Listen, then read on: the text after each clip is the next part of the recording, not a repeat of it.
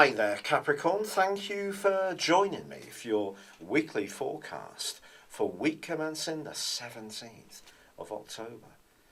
The part of your horoscope to do with the way you connect with the wider world is still very much to the fore. This can see you showcasing your talents, particularly with the Sun quite close to Mercury. So there can be lots of conversations this week with decision makers, or you can be doing presentations, refining your CV, or perhaps attending an interview.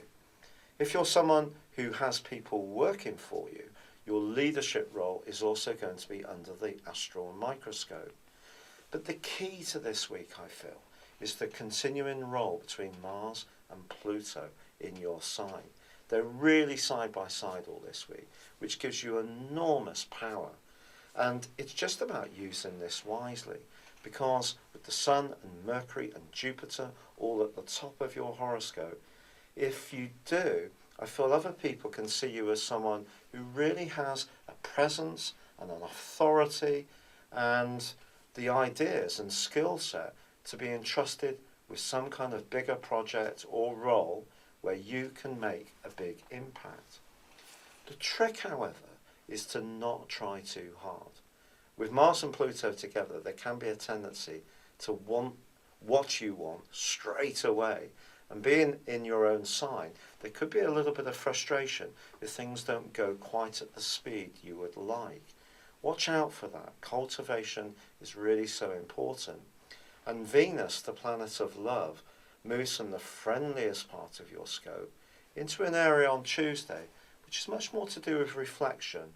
In terms of your worldly goals, the discreet and subtle and thoughtful things you do can be just as important as the bold, ambitious and rather confident moves you make. But in your more personal situation, Venus moving into this area does trigger a time of potential reflection around a close relationship. Perhaps you've realised with this big push you've been making of late that someone doesn't share the same goals as you, or hasn't been quite as supportive as you would like. This can give you food for thought. In the most extreme cases, a relationship which is very weak could come to a close over the next 4 weeks.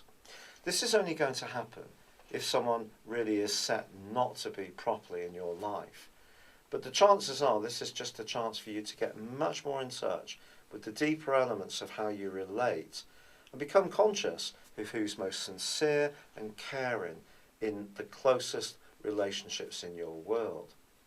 Now there is an electric energy that still runs over from last week's full moon. Don't be surprised if there are some demands in the professional or worldly part of your world, of your situation, which seem to impact on your home life. Or there could be people at home who don't recognise the responsibility and demands that you have. But they could be a bit helter-skelter and unpredictable, which could be rather frustrating.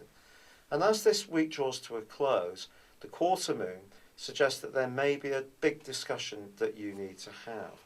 But once again, be patient, choose your words with care.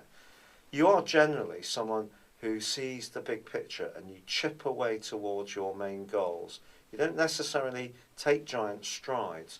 You understand it's about slowly making your way up the mountain, as in the role of the goat. However, the temptation can be at the moment to rush things a little bit. Try to resist that.